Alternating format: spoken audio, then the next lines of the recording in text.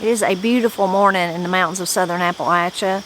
There's some wind blowing, clouds scurrying across the sky. The weather's changing. We're supposed to have rain by this afternoon. I really hope it falls all the way to the ground and we get some because we're so dry.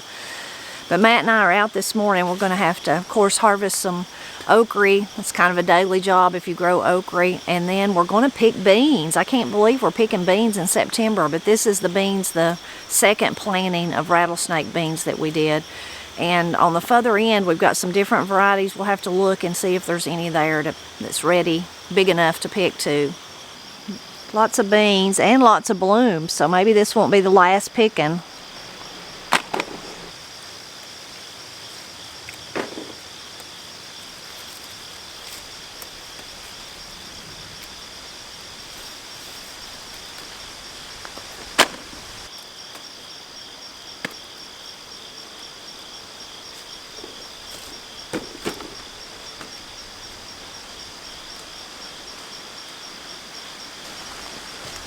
Now to do the other side.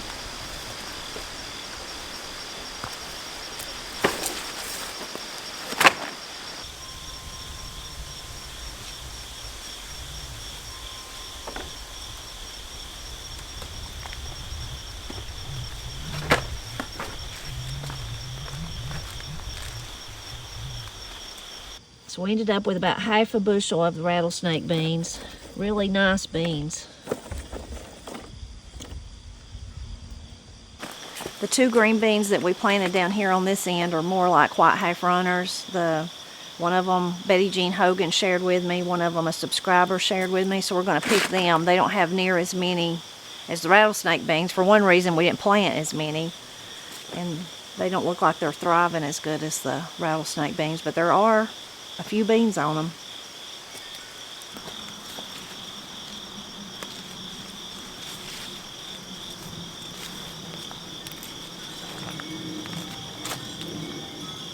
So not nearly as much from those beans as from the rattlesnake beans.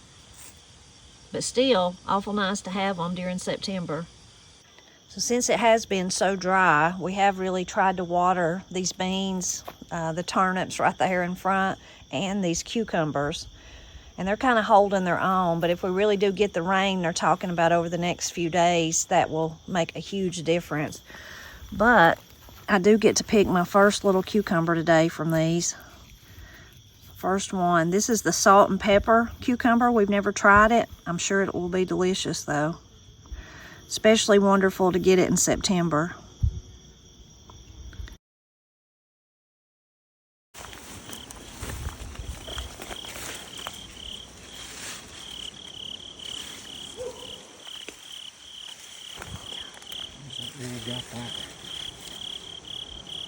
I don't know what that is.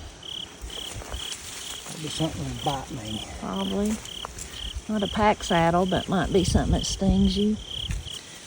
Matt's checking out the tomatoes, the volunteer that's growing in the sweet potatoes. It's got some great old big tomatoes on it. That one right there you can see is not that big, but there's some others, but none ripe so far. It's just a volunteer, so we don't know what it would be. Matt's getting in the blackberry briars. No ripe ones? I don't see none.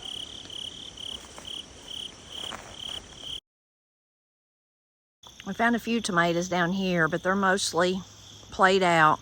You can see on the end there, we've even tore some of them out. The only thing still going strong down here is the little orange Tommy Toes. I helped myself to a few of them. They are so good. The zinnias are old maids I planted here behind the tomatoes. They're still doing good. A lot of them though they're dying out too. They've just went to seed. Some of them are really tall like that one, but aren't they lovely? Lovely, lovely. A lot of these you can see they're going to seed. I can save those seeds. Those are all little seeds there. Here's was a green variety that I planted. It's pretty. Really pretty. I hope to do this again next year, but to have even better success, have a thicker crop of zinnias, I guess.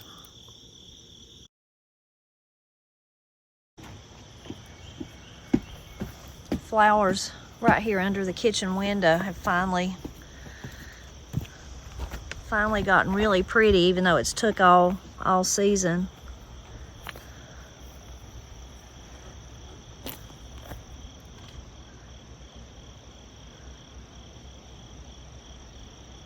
I cut the dianthus way back. It's been a month or two now, but there's one little bloom come back out and one little bloom on this dianthus. Look at that pretty zinnia. I've been waiting all summer for this to bloom, and it looks like it's going to. It's a cone flower. Flowers by the greenhouse are still beautiful too. And look, my first white dahlia. I've had this color blooming all summer, but that's the first white one. So pretty. That's one of the things I want to grow more of next year, since I figured out I could grow them. Look how pretty this calendula is with that nasturtium. Isn't that lovely? And my first gazania, I couldn't remember the name of them last time, but first gazania is blooming. Isn't that lovely? September charm anemones are still blooming. Really pretty.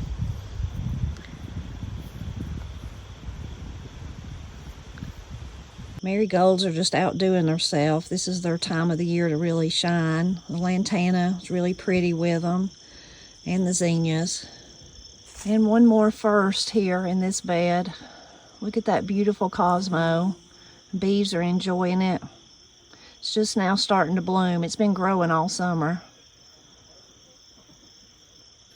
More of the September charm back here. I think this bunch this is the original place I had them planted, is the prettiest because they kind of lean away from the house this time of the year. They're so pretty.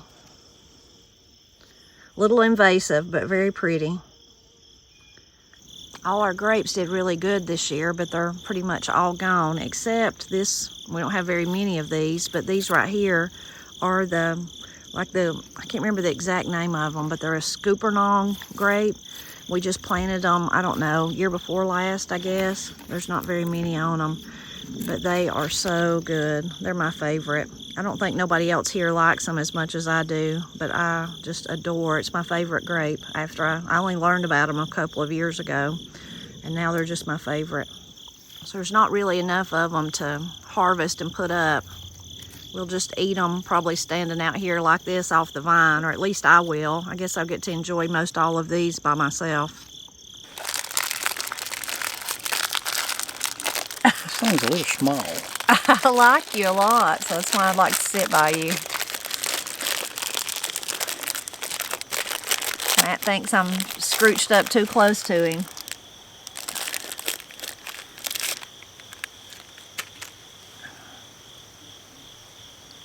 I got white on your purple. I'll scoot over if you don't want me to sit scrooched up. Well, a very easy morning in garden this morning. I mean, easy chore list that we had. Went around basically picking stuff, and that's it. This time of the year, other than tearing out, there's not really much to do. I did see some pesky cucumber or squash bugs on my cucumbers down here, though. They made you cucumber? Yeah, one. Here.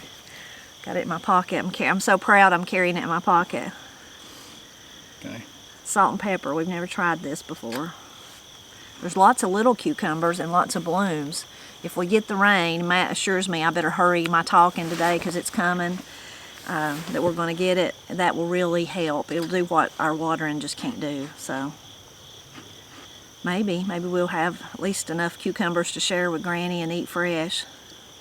Yeah. I recently learned, I don't know if Matt watched this video or not, but one of the Q&As I did with Granny, I recently learned that somebody said, "What's your favorite vegetable?" Well, I just knew it was going to be green beans. She said cucumbers. I said, "What?" She said, "Well, yeah, I do love green beans, but cucumbers are my favorite." I never knew that. I didn't either, so I learned something, which I do always share my cucumbers with her, and I know she's excited about them and she likes them, but yeah, I didn't know that either. Got a flying object On your popsicle? Yeah. Oh, if you look out through here, there's plenty of them. Gosh, yeah. We're sitting in a gnat, I don't know, covey of gnat. Where I used to work with, called it a good stand of gnats. There you go, good standing gnats. Yeah, we are. We need That ain't exactly what he said, but it's close. I'm sure.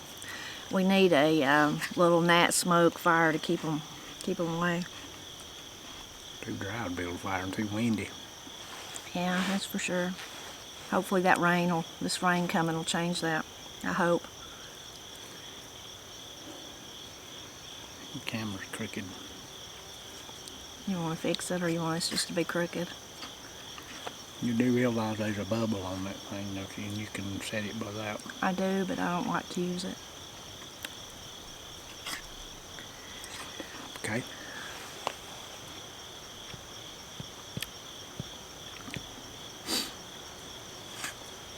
It's pretty nice to have green beans, though, in September. Second week in September. Kinda Going on weird. the third week of September. It's weird. And those were some pretty beans, those rattlesnake beans, wasn't they? Those were prettier than any of the ones we grew in the beginning of the summer, I think, the ones we tore out.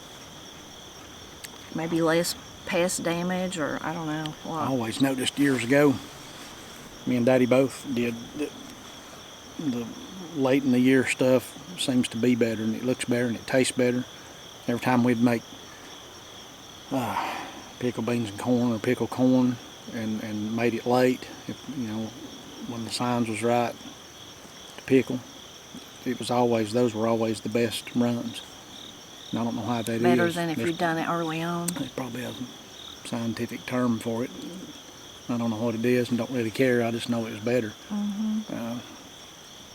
A lot of times these late tomatoes taste better. They've got more, their flavors more Concentrated or something. I don't know what it is, but I like it.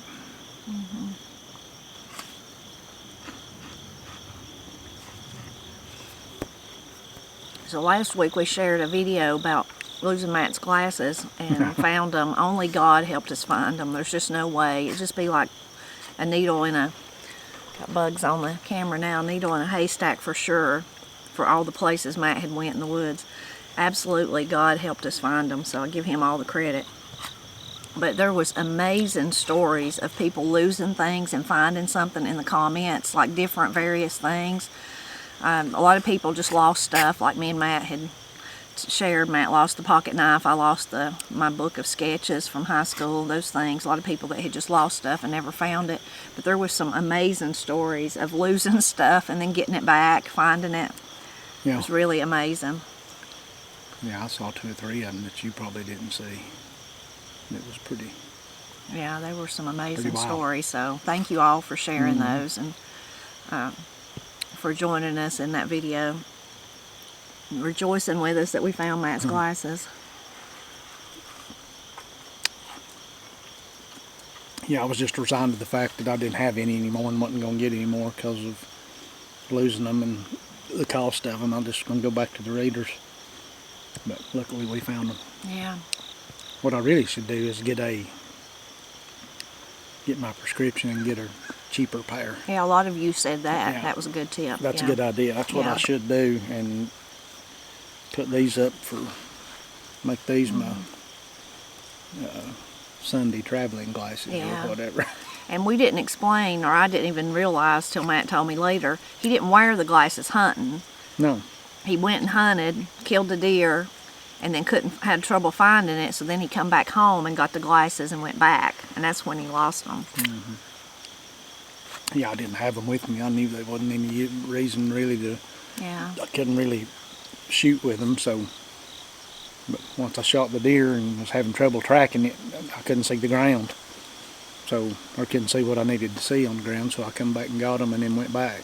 And we ended up taking them off and losing them. I've adjusted to them pretty good, except actually in the woods. You know, having to watch the ground and watch what I'm doing, I'm still having trouble adjusting to the different focal planes in them, I guess. Yeah. So I'd take them on and look at what I wanted to, and then put them back, take them back off and put them on my shirt. And that's how I lost them. Yeah. A lot of people suggested, which was a good idea too, to wear a lanyard. Matt has done that, not with these glasses, not with the new ones, but when he first started wearing readers, what, gosh, years ago at Tri-County maybe? You still working at the college? It was long before Long that. before I was that. in my 30s or late 30s when I started wearing readers, and Yeah. I've used the lanyards and made my own. You had some of those rubbery ones. And they work good. But at the time, actually on the job working, Got in your way. well, if I was down on my hands and knees working or crawling, trying to get back in behind something to work, if I didn't need to have them on and they were just dangling, they ended up getting in the way and getting hung on stuff, and then I would drop stuff on them, get them dirty and scratch them, and then I'd put them on, and then I would need to take them off for something I was doing, and they were just continuously hanging from my neck and getting hung on stuff, so I just quit doing that. Now, it may work now that I'm not actually on a job working. I might be able to do You even made your own back then, didn't you? Mm-hmm. Yeah. Made them out of paracord. I would cut a length of paracord and then pull the internal strands out of it and just use the outside sheath of the paracord, and that would slide up over the arms of the glasses, and I would use a little strip of rubber electrician's tape. That's what I remember, is the tape. That's really stretchy. Yeah. I mean, it's not anything that's... It's not attractive, yeah. No, it ain't the prettiest thing, Yeah. but it's functional. It works. Yeah. Well, you might try them again now that you're not on your hands and knees every day working. So you didn't say anything about what they looked like back then, but now you're saying that they were unattractive? No, I liked them. I loved the usefulness of them and that you made them yourself. But they weren't, no, you wasn't going to mass produce them and sell them to people. Most people would not have wore them. Anyway, all great tips, so thank you for all those. All great suggestions, yeah. And probably the best one is, which Matt said himself, is he needs to keep them on his face. Yeah, that was a pretty good one, and I do everywhere except in the woods. Yeah. And I don't know if it's got something to do with it's just so steep. Maybe, because we are and on the ground is north different? side of the mountain here, the Goat Bluff. Well, the ground's and up there. Different distances from you because it is so steep. Yeah. And it's really freaky. I mean, you ought to put these on, try to go up and walk up through there and see what that's like. I mean, it's I don't know if I'll ever get used to that. Well, we definitely do need to get another pair and get cheaper ones because those cost so much. Just get a excuse me, plain everyday pair for you to wear and take them in the woods. Either that or just leave them here and take my readers in the woods. That might be what I ought to do. And that way, if you lose those, they ain't out nothing. Anyway, still, I'm amazed we found them too. But like I said, we didn't find them. God did. I'd prayed, and I'd really prayed just right before we went and stepped back out into the road. Was like really praying and trying my best to have faith, and there they were. Mm-hmm. I give God all the glory for sure. I can see once again. Yep. The other thing a lot of people asked that we should have elaborated on, and we didn't. A lot of people was like, how could you do that? You said that a bear chased Matt and that's all you said? Where's the story? I was like, well, yeah, we should have said the story. Well, I didn't exactly get chased. No, well, yeah, technically, but almost. I was. And he did have to retreat back out of the woods. That part is the chase part to me. But you can explain what happened. Yeah, I was starting to wonder if I was going to get to come back. Yeah. I've had that happen once before, but it was a long time ago, 35 years ago at least. Was it in the mountains or in Georgia at that time? It was in the mountains. In the mountains, okay. There's no bears down where we hunt down there that I'm aware of. I've never seen one. But anyway, I topped out on the ridge where I was going to hunt before daylight. It wasn't long before daylight because it's fairly close to the house here, and I usually wait till it's beginning to get gray, because I'm not one of those that's going to go sit in the woods an hour before daylight. There's no need in that as far as I'm concerned, but that's a whole other debate. Some people do, and that's fine, but I'm not going to do it. I had a headlamp on. It was still dark enough in the woods I needed the headlamp, but it was not long before daylight. Topped out on the ridge just before I got to where my stand is, and I have cleared back in February. I cleared it's so thick up there, I cleared probably a 40 or 50 yard long stretch of the ivy and all the undergrowth to where I could actually see a little bit better. And just as I stepped out onto where the ridge begins to get flat, I just looked down that just because, and there that thing stood.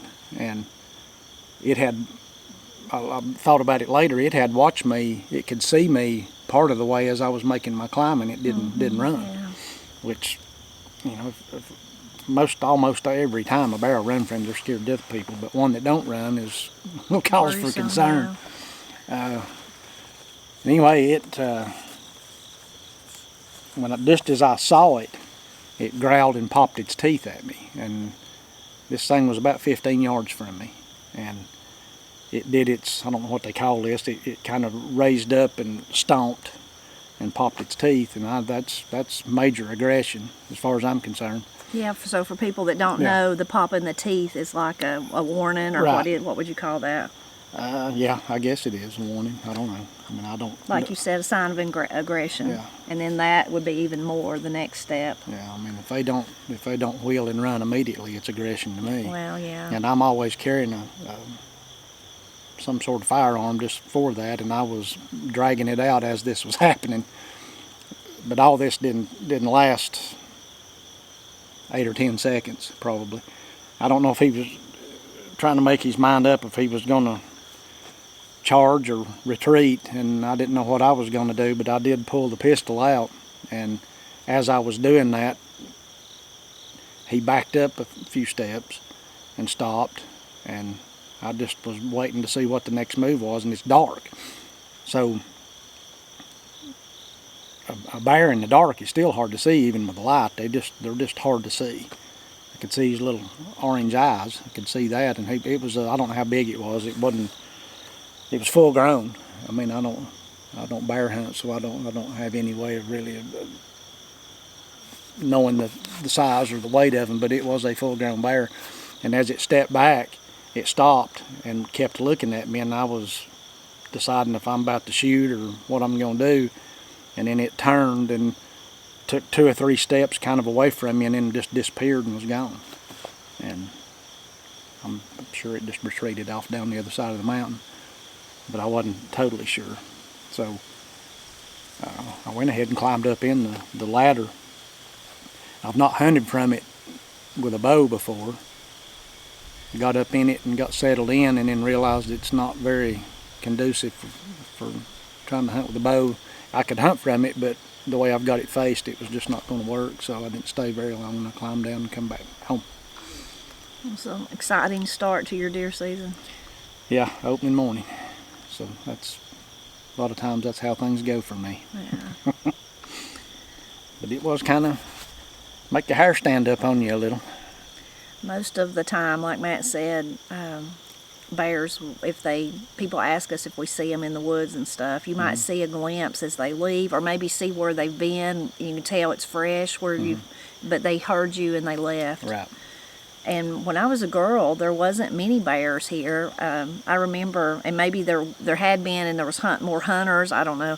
But I remember, it's funny how things will stand out in your mind, but Miss Odom, you remember Miss Odom, Matt? I remember one time everybody at church was all excited because Miss Odom had seen a bear in her yard. And one time I seen one, the first one I seen here has been, how long would it have been if I was keeping Alex? 20-something years ago. 20-something years ago, and we had a little beagle then, Wilma, and this little boy I kept, Alex, and I would always sing songs to him and just make up stuff, and he was toddling around. He was big enough, but Wilma was just going crazy. She was just barking, and she usually didn't do that. I mean, she barked a lot if she was a beagle, so if she was out in the woods, you could hear her chasing rabbits. That's a different sound, but this was like a bark. And right. So finally, I was singing about Wilma barking to Alex, and I thought, well, I should go look out the window and see what she's barking about. So she's just a little bitty beagle, and there was a bear coming up the driveway, and it was just ambling along, and she was right behind it, and it was just ignoring her, and it just went through the yard and up the bank into the woods and was gone. And I was like, oh my gosh, a bear.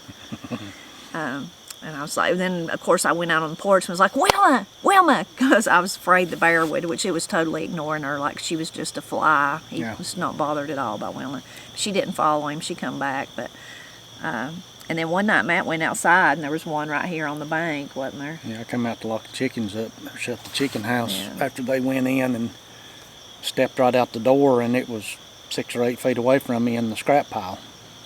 And that was kind of Unnerving. You shocking. got all of us to come look. I just eased, and it stood up on its hind, stood totally up, and just stood there and looked at me, and we were, I don't know, 6, 8, 9 feet away. Yeah. And I just eased back in the door. Luckily, I still had my hand on the doorknob. Yeah. And I just eased back in, and it dropped back down and started eating the scraps again. And I Matt come got in here all of us and got to everybody watch. to come look. I mean, to look. But most of the time, they don't, I mean, like Matt said, they leave. But bear, just like deer, over the last, 10 years, 20 years, 15 years, something like that, has just exploded. The population of them have. It's because less people hunt them. Right. And then less people own land that would let you hunt if you are a hunter. In the days gone by, like when I was a girl, most people just said, well, I don't care, park where you park and go hunt. But that's not how it is today. And then there's less hunters, so between those two, there's way more bear than there used to be in our area, and way more deer, lots of different game. Yeah, and all the game species are their whole, whether you like hunting or hate hunting or whatever, people that hunt do provide a good service as far as keeping the numbers to where they're more manageable for the land, and that's a good thing. It makes whatever it is, whatever animal it is, if they're not overpopulated, they're much healthier. And when they get overpopulated, it's there's too many of them. There's more incidents with people. And then they end up having, in the case of a bear, a lot of times have to be took out. I mean, you know, if they do become where they're, like Matt said, not afraid at all, and they're in your trash and on your porch, and you've heard stories of them even getting in people's houses. Yeah. You know, and that would be, oh my goodness, that'd be a mess. Yeah. And the deer, same way. They're right here, especially in this area. There's so many of them, which is crazy because 25 years ago there was almost none. Yeah. But anyway, there's so many of them, and there's so few places that you're allowed to hunt them. You just can't keep them in check. You just can't keep them in check. And what happens is, and it's already happened here once, they get to be so many of them, they get sickness and disease, and they die off, and it is anything like EHD, that sort of thing, black tongue, they get those things. That is a slow, miserable, horrible death. And then those kind of diseases will really get prolific within them and kill very many of them. Well, then they get down, their numbers are so low, it takes years and years and years for them to build back up. And if you hunt them and keep enough of them killed out or killed down and keep that number of animals within the carrying capacity of the land, that's a good thing. You get to eat the meat, they get to thrive, and I don't see the conflict in that, but some people do. That's a perfect way to do things as far as I'm concerned. You know, I mean, that's what them things are here for. Yeah, and Matt is a meat hunter, so he's not just hunting to hunt. We eat the meat. Oh yeah, I mean, that's the only reason. Which most of the people that we know, that's why they hunt. They're not hunting to. I mean, I like to see the big deer, the big horns. I enjoy that. Yeah. But yeah. I specifically hunt just to get the meat. Yeah. Yeah. Oh, and another thing a lot of people asked too was, well, why didn't you just shoot the bear? Why didn't you just shoot it? Well, if I don't have to, I don't want to. Right, but mainly now it's not bear season. It's not bear season. It's not bear season. So it'd be illegal if you shot the bear. Now, if it was attacking you, I don't care about that. Yeah, I mean, right. Whether it's against the law or not. But if I don't have to shoot it, I'm not going to. Right. Yeah. If I'm in danger, I'm not worried about what the law is. We'll deal with that later. That's what I'm saying. I don't even think they're. I mean, I think you'd prove that it was after you. No, you're not going to be charged with that. But if you just wanted to kill bear right now for the bear meat, it's not bear season. Yeah, it's not. It don't open until mid-October. Which by that time, I could legally shoot one if I wanted to. But I'm just not a bear hunter. Never have killed a bear. Don't have much interest in it. Although Tom Orr's bear grease was awful good. It was mighty fine. I would like to have some more of that. We'd have to learn how to actually handle the meat and do whatever with it. It was quite good. My nephew, Mark, he lives in New Hampshire, and I don't know, how long's it been, Matt? It's early in the spring or something. He, I don't know if he was going home or going to work, what he was doing, but he come upon where somebody had just hit a bear with their car. You know, the bear had run out on the road and hit it, and it had killed it. It just happened right there. And so Mark was able to take the meat home and take the bear home and get the meat from it. So he was all excited about that. We all liked it because his little boy Alec, they was telling us Alec liked bear meat and he was eating it. And so that was fun. Yeah. That's another thing that happens. Matt was talking about the deer overpopulating. You often hear or see deer hit by a car, which kills the deer, damages the people's car too, and sometimes hurts the people. You know, it's dangerous to hit a deer. But one time I don't remember where me and Corey was going, but I think we was going to Gainesville or somewhere, and when I picked her up, when her and Austin lived over where they did live, and picked her up between there and just on the other side of Blairsville, we saw I don't remember if it was 3 or 4 deer that was dead on the side of the road. Yeah, just in that, and of course you don't live here, you don't know, but that's not a very far distance. It's it's not in just a short distance. We saw them. It was amazing. Yeah, I mean sad, but. And we see them year round. Year round. Yeah. And we almost hit them ourselves. You have to be out on the lookout and learn really quickly where there's one, there's probably more. So if you see one, you better immediately. Right.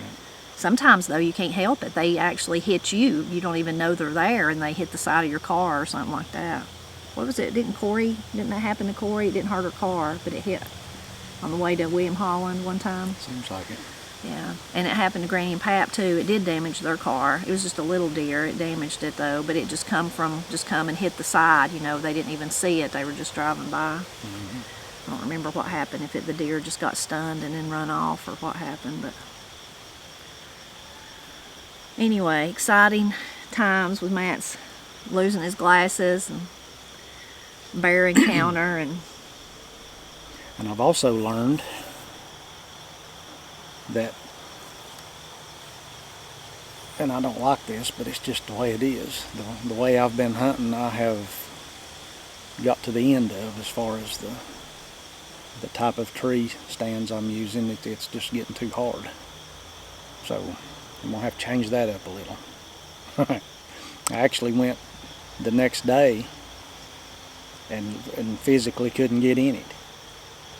And that's a slap in the face. Oh, no. But it just is what it is. So I'm just gonna have to change that up a little. Well, but you did already get one deer, so you've already, and it was a doe. People asked that too. We didn't say it was a doe, so. Right. And we've already eat part of it. May have some more of it tonight. Yeah, so.